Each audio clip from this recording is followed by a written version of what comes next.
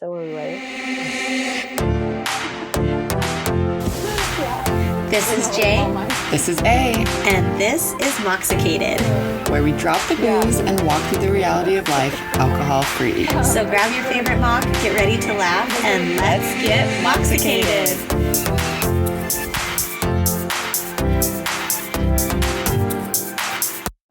Well, hello. Hello. Hello. Hello. Hello. How are you doing? I feel like this Monday, thank God for this.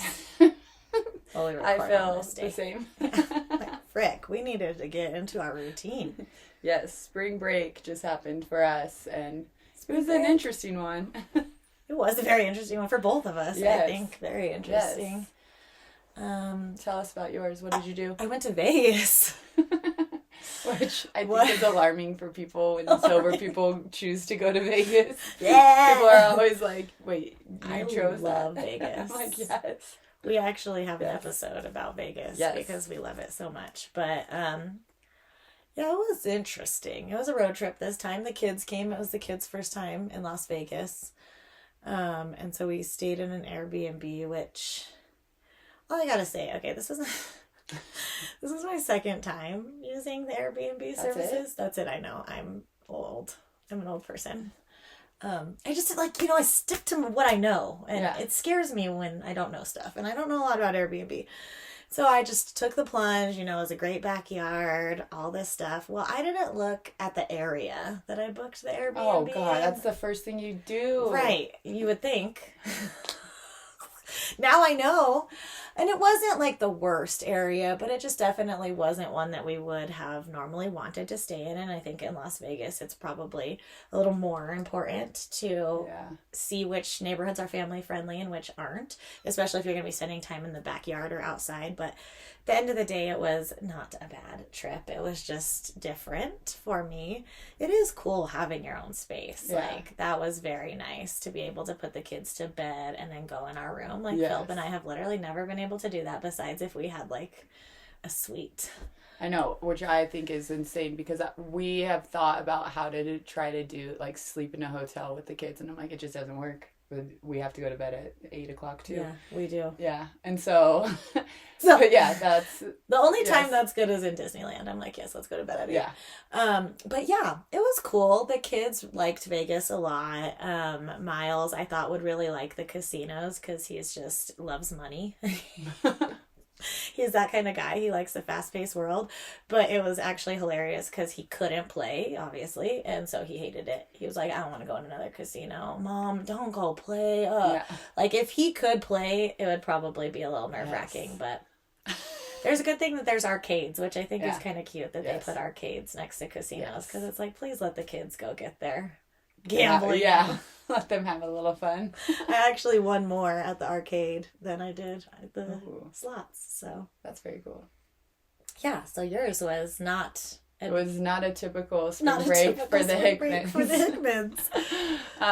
We stayed home the whole time. We had plans to go to White Sands, and then me and Chris were just like, why are we going to do this to ourselves? Because it was just going to be like a Yeah, quick day trip and just a lot of yeah, driving. a lot of mental too, like Mm-hmm. having to pack up for a day, and then when you get home having to unpack and like get back, and Not to mention the yeah. supplies, all the sand you're cleaning. Yes, yeah. And so yeah, I had a lot of hopes and dreams for spring break, just like organizational. Coffee on I my know. nose. Just like organizing, spring cleaning, because I do have like the spring cleaning energy Yes. right now, and I'm like, want to go through everything. I want to get rid of stuff. Like, I feel the purge. It's in me. It's coming. And I'm like, but for some reason this week, I just had no motivation. And I knew this week present that we're in right now Yeah. was going to be very busy and stressful. And I was not going to have time to do all of the things that I had planned to do last week. And I already knew last week that I was going to have mom guilt this present week because I didn't do the productive things that I wanted to do last week. But then I literally had to, because I was like having such a weird mental load that I had to sit down on Thursday, I think, and I wrote down all the things we did do. Because I was like, we haven't done anything. Like, the kids are doing that, you know, like, because we're normally so fast-paced, doing fun things. And then I realized, like, we did do a lot of fun stuff. And we did do things. I sat and watched movies with the kids, which I never I was going to say, when's the last time you did that? Literally never do. I finally have seen Wicked, which I do love now. Yes! Oh my God! Hold on. We need a whole nother episode about... Wait, you're breaking this to me live on air? I still have not seen The Wizard of Oz, so... It's okay. It's kind of confusing how the two of them relate, honestly. I watched Wizard of Oz again, and I was like... Yeah, still have never seen that, but know the storyline, so don't worry, guys. I don't need you guys to tell me about it. You can't find me. Okay, sorry. But yeah, so we went and saw Paddington in the movie theater. I know, I wondered what that was. I was very mad at first because I wanted to see Snow White because it just came out. And then Atlas did a hard no, that it's a girl movie, Paddington. All this. But then they still wanted to go to the movie. And the only other movie that we hadn't seen that was in the theater was Paddington in Peru, which I ended up loving, and actually you would love, your family would love, because the bears, they're just so freaking cute. They are so cute. But so it was an interesting week. You know what's so funny is I always see how much you do and I don't do as much, and I'm like, it's so natural and normal for you guys and your family to be going, and it's not as natural for my family to go. That's why we have a hard time getting out the door. But it's so funny, like, to see the reverse of that, and like you kind of like taking a step back and doing like at home things. Like, you're still doing things, but at home things, but that feels like, oh my gosh, like we're not doing a lot until you actually sit down and you're like, we did a lot of things. Yeah. That's so cool because my brain likes it to, you know, when you're doing your to-do list, when you write something you've already done. Yes. So cross it off. I just need to cross it off. But this is like a whole list of things I've already done. And it helped me so much because I can get in my head so bad. And I mean, I even like kicked butt at work like during spring break, which I had planned not to do. But I like took the kids one day and we did all the content shopping and all of that. And like, so it was actually a very productive week, but my mental was just like having a hard push and pull, and I attribute it to PMS, but I'm annoyed because then that means I'm going to be PMSing like for too long. No. It's the stars, man. It's the stars. Yes. We're all up and down. Okay, enough about this. Let's talk about you. This episode is called Now and Then, and I just really want to, before we even go into this episode, to pay tribute to one of the best movies of all time, which is Now and Then. Now and Then. Shaped who I was as a woman. Yes. Taught me how to stuff my bra. Okay. I'm not sure if you remember that part. If you were a 90s millennial girl, you maybe paused the TV at the one part where Devon Sawa is trying to get his clothes. Ooh. And the girls still. Or maybe that was just me. Anyways, great movie. Go watch it. But that's not what we're talking about today, so don't get confused. We're talking about Now and Then because we wanted to reflect on when we first started drinking. Yes. And what life is like now. Yes. But also because this weekend Jess celebrated 2,000 days of sobriety. That's the real reason. She's like muddling around it. I don't know why. I don't know why that was the image. Well, yeah, because once you get to something like that, I mean, and I've been really mulling over it these couple days about the number 2,000. Like, it's so big. Yes. And I was in a meeting this morning and someone said to me, what else in your life have you done 2,000 times that you counted that you know? Like, what else? Dang. And I'm like, you know, well, probably like breathe, live, but you don't like that you're counting, that you're putting effort into, that you're focusing on what else have I done for that many days. And I'm like, damn, 2,000 days kind of is a lot. It is a lot. You know how I knew it was a lot is when I can't do math. Yeah. I'm like, 365, I know how many years it is just because I've been counting, but I'm like, how many times does that go into 2,000? A lot. I can't do it. A lot. I can't do that much. A And so to look at that, another thing that someone said to me recently that I had never heard about, and I don't know if you've ever heard about, was the Comma Club. Yeah, no, I didn't The know Comma about Club that either. And it's like big in the sober community. Someone else was telling me that people get like tattoos of commas once they hit a certain number of days. Oh. Which I thought that was for something else, but I mean, I know. Well, the semicolon is for something else. Semicolon. That's Yeah, why. that's what Yeah. it is. Okay.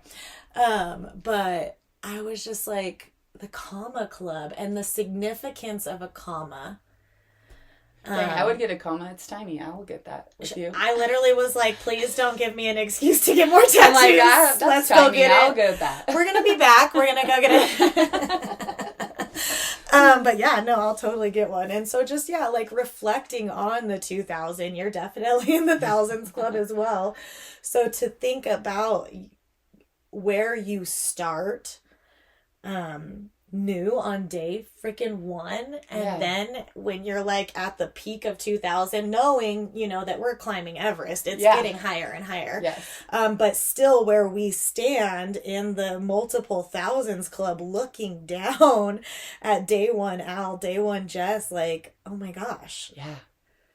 And two, I think too, something important to say about your days also, which I said this actually in a meeting last week, that because someone has brought up to me before, but you drink. And when I tell them how long I've been sober, they're like, you drank those 2 times. And I have now learned to respond, my count is up to me. And those 2 days do not define the 8 years total that I have gone alcohol free. Yeah. And those 2 days, I did drink. I did get drunk. Actually, one of them I blacked out on. And those were almost a more sober, curious time for me to see if I could. I didn't black out for a full week. Yeah. I drank that day and that night, and I knew that was not for me. And I was never going to go back to that. It took 2 times to do that. Yeah. And I will, now proudly, when people try to, pull you back, give you a little nudge, like, oh, you've been sober for that long? Yeah. Well, actually, I got drunk with you. And I'm like, well, actually, you don't get to count my days, or things like that. Or your intention, or when you started a journey. Yeah, or anyone. And I'm knows? not saying you as in a person. I'm just saying the people that feel that way. Because I do know someone that's been sober I think he's been sober for 4 years, and he had a slip up. And he was like, well, no, I've only been sober for a year. And I looked him in the eye and I said, no, you are sober from when you started and realized your relationship with alcohol, and these slip-ups do not define your sobriety. Well, and I think too is like this is something to feel accomplished. Like, it's something that you did on your own, point blank. There might have been people there in the good times, there might have been people there in the bad times, and all in between, but nobody was there with you 24/7. No one was in your mind 24/7. No one knew like your struggle, your thoughts, your intention. And so it is super important. And I think that there can be a lot of weight negatively put in the numbers instead of positively put in the numbers. Like, when you start this journey, the numbers are almost intimidating. Yeah. And I think that I have felt that recently with this milestone, because we are so grateful to be in a community where there is a lot of sober people on different journeys, and to see people, where they first start compared to where I am now, and knowing, how much emphasis, like, people look at the 2000 and they're like, oh my gosh, like, it almost is this big scary cloud, and that's not what I want it to be. Yeah, no. I want it to be like, if I can get to 2000, inspiring. So can you, and like,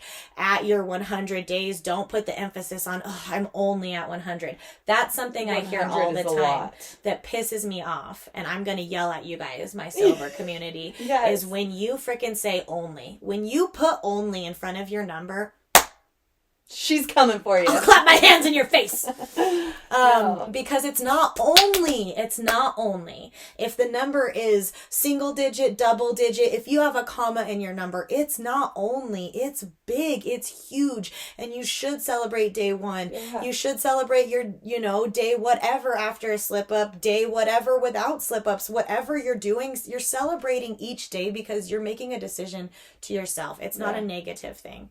It's a positive thing. And so don't think about the numbers as, I'm never going to get there, or gosh, let it inspire you. Let it lift you up. Let it remind you. You are getting sober for yourself. Those numbers are yours. They're nobody else's. You are going to be deciding. And so when you even put the only on it, give yourself a round of applause. Credit. 100. When have you done anything for 100 days? I can't even think of that. 2,000. That's way too. Too much. But literally, I used to do 100 days of crafts every year, and that was freaking hard and tiring. Really hard. And I was so glad when that 100 days was over. So you just keep pushing. You got this. And 100 is freaking awesome. Really, all of them are so, so good in being proud and lifting yourself up to that number. Instead of bringing yourself down to a number. There's so many people that can't get to day one that want to get to day one. Yes. So, but yeah, it's crazy to look back and think about what I thought back then. I think the first area you venture into, in your first days of sobriety, is being scared. Yes. Fearful of what your new life is going to look like, fearful of what people are going to think of you, fearful of if people are going to stick around, fearful of hiding your secret if you want to hide it for a while. There's so much fear because, and this is always how it is in my life, when there is a lot of unknown, I tend to fear. Yeah. Because I'm learning how to trust the universe, but there was a lot of unknown. Yeah. And insecurities too. Right. Yes. Insecurities. And that leads to fear as well. And when you are walking, I've said this before, when you're walking away from the norm and turning away and walking into a incoming mess of people walking your way, and you're going against the grain, it's intimidating, it's scary, you feel all of the things. And I did, and I kept it a secret for a while, not for any other reason. I didn't have anybody that was gonna get mad at me. I didn't have anybody that I felt that mattered, that was gonna walk away.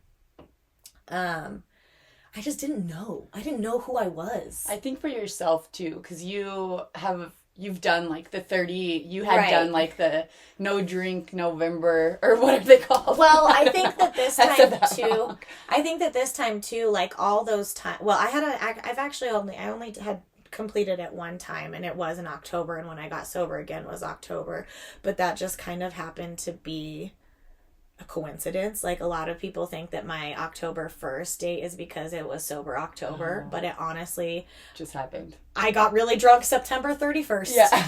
Or September 30th, I think, as there's not a 31st in September. But I think that you're right. I knew this time was for real. Yeah. I knew it wasn't going to be a 30-day thing. I knew it wasn't going to be I couldn't put an end date on it. Yeah. And so I think that made it more intimidating to tell people about it, because I was no, this has to stick.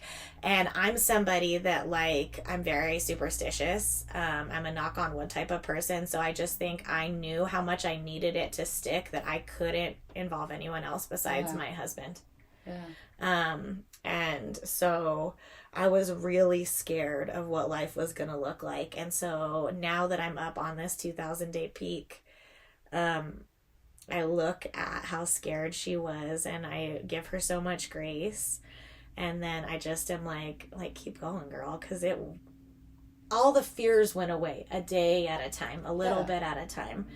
Me living the life, me doing it every day made the fears go away, made me stop worrying about, first of all, am I going to slip? Am I going to go back to this life? And what are people going to think of me? That would just go away. No, I'm not going to. Every single day it would be am I? No, I'm not going to. And then that no, I'm not going to got louder and louder.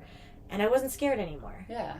And it went from fear to not non-fear, to just coasting, to confidence. Yeah.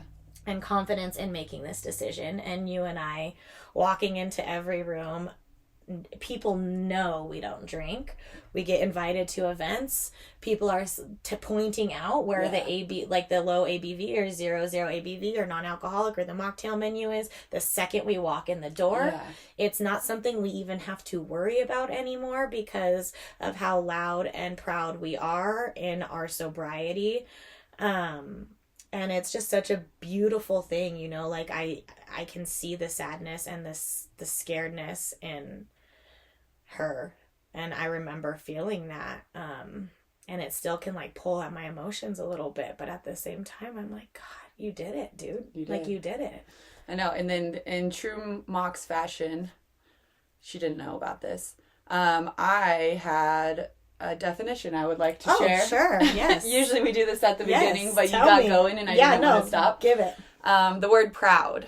Oh. Because I'm so proud of you. Really though, and I think proud is such a used word that like you're like, we know what that means, okay? Mm-hmm. But so it's feeling deep pleasure or satisfaction as a result of one's own achievements, qualities, or possessions, or those of someone whom is closely associated. But so I liked this because once again, this is your own achievement that you've done by yourself. Nobody's help. Nobody, you know. People helped, but you have support. Right. Support. But you have made the decision. You have made the decision not to drink when we're in bars, when we're around it, when it would be so easy to drink, when you're going through a tornado of hell. Yeah. You know, and so I'm so proud of you. I truly am. And I think about the Jess today. And I think about the Jess then, and I was still proud of you then. You're unlike anybody in this world. We'll just say that. And the things that, I used to be so proud of you spinning drunk. Like, you know, like spinning hungover. Like, yeah, she's doing it, you know, like literally, like, I've just been so proud of you. Thanks, and so many different versions of you. But this one I can definitely say I'm the proudest. And I'm proud of you. I'm proud of us. Aww. Because it has been for both of us from that day one and from negative when we were still partying and drinking, like to look those girls. You think if we sat those girls down in freaking 2011 and we're like, hey, this is going to be you guys, we've been like, fuck you, we're taking a shot. Let's take a shot to that. Whatever, you know. And I think too, that's like goes on of like not knowing what the future looked like, you know, not knowing what our future relationships. I think that's the big one. Like, what is my future relationships going to look like? Not just with my partner, with my family members, with my friends, colleagues. I think all the friendships that went were quote unquote colleagues. Because they were drinking buddies. Like, you know, sometimes you are fortunate enough to be placed in a work system with someone who becomes your lifetime bestie. You know, you and I have a couple of those. Yeah. But a lot of the time, you're just a bunch of random people in one place that like to drink. I don't know, you know? Yes. And so when you stop drinking, I'm going to be very honest and frank, those were the relationships I lost first. And I thought they were friends, but looking back on it, I'm like, nope, they were colleagues, they weren't friends. So understanding the difference between my relationships, I think really helped with that as well. Something I was always scared about was vacations, specifically girls' trips. Oh, yeah. Like, how am I ever going to enjoy one again? And it was hard because, and I've mentioned this a million times, I watched Bravo so often that I was just like, how, you know, what the typical girls' trip looks like when you're watching Bravo is not something I'm ever going to be capable of again. So that led me to be like, can I ever go on girls' trips? Yeah. As if alcohol defined girls' trips. But in my head, it did. And I think the third thing that I was like worried, unsure about was big events like weddings and birthdays. Like, Yeah. what is that going to look like for me if I don't drink? It was those three things. What are my relationships going to look like? What are events going to look like? What are vacations going to look like? And I had no idea. Yeah. Like, I was like, do you think they're better? well, all of them are way better because I remember them. I don't waste money. I waste money, but Yeah. not on stupid things. Not hungover, enjoying the mornings. I love vacation mornings. Me too, and I love Vegas at 7 a.m. Yes. So, and now it's like we understand what that life is. We don't have to worry about it anymore. We understand. Sorry, this It's okay. is on your head. Okay. It's okay. You're just coming in the jungles. We're going to get rid of this. So, sorry, YouTubers. This is going away. But now we understand what our life is. You know, that's the difference when you're up here. You're day one, you're like, what is it going to be? And now you're like, I know what it is. And even when crazy stuff comes flying at us every day, we know what our life is, what it looks like, what my relationships look like, my vacations, my big events. I know what it looks like. I know what my day-to-day looks like. Yes. What about if we were ever going to feel cool? Oh my God. I mean, I probably still struggle with that a little bit. Yeah. And even like I really didn't even say I was sober until I would say in the last year. Yeah. Like a lot of people just kind of knew I didn't drink, but I think that they didn't think it was like a never again thing, that it was just more of like, Allie's doing something, you know, Allie's on one of those things again.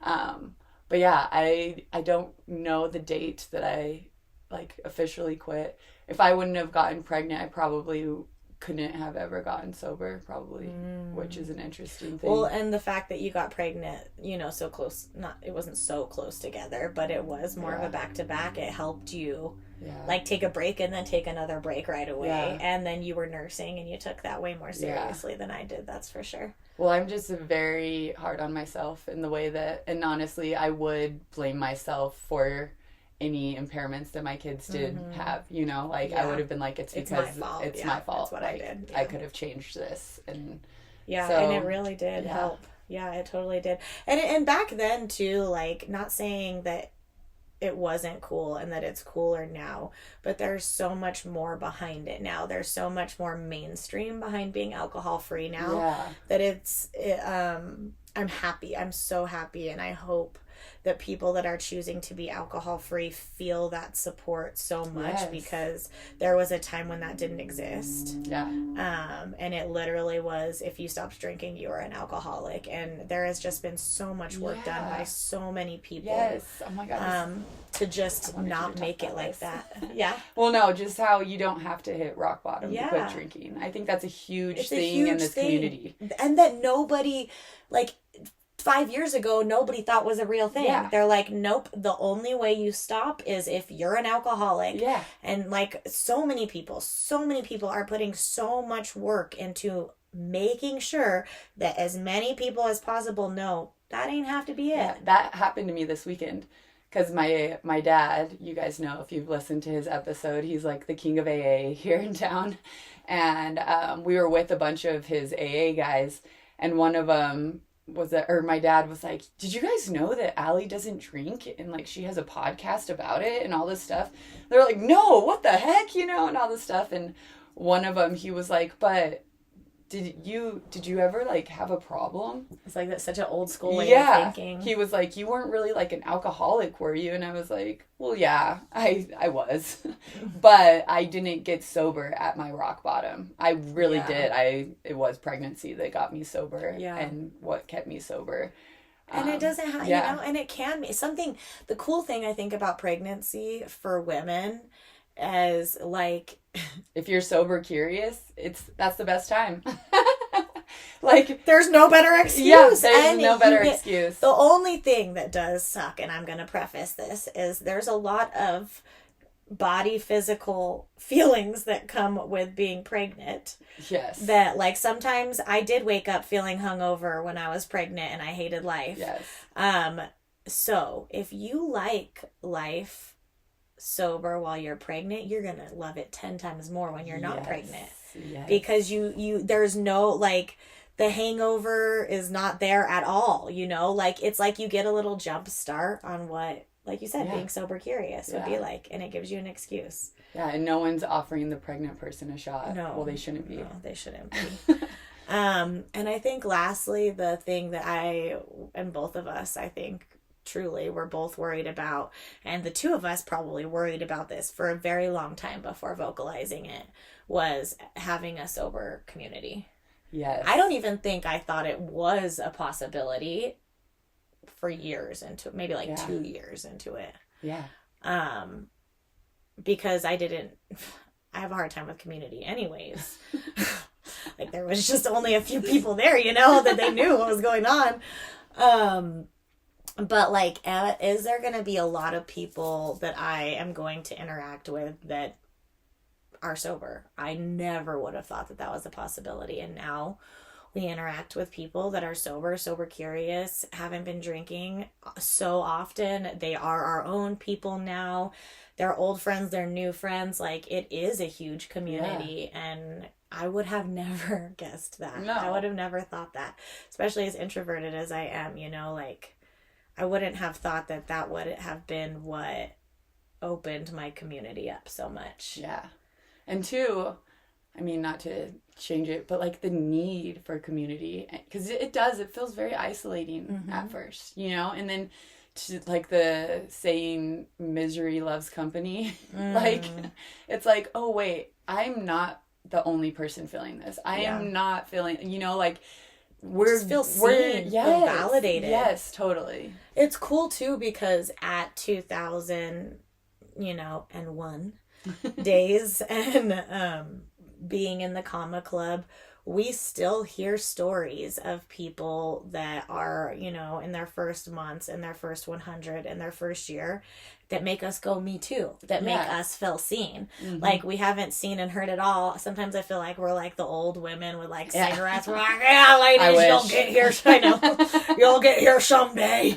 But we're still like, yes, oh my gosh, yes. Or like putting the pieces of things together.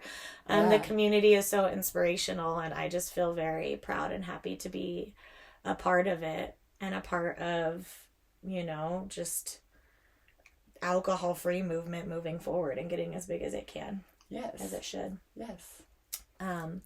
So yeah, thanks for celebrating the 2000 days with me. Before we go, I'm going to read a letter I wrote. I know, I was like, wait, there's more. I didn't know if you were... wrote, oh my God, 1107, that's my lucky number.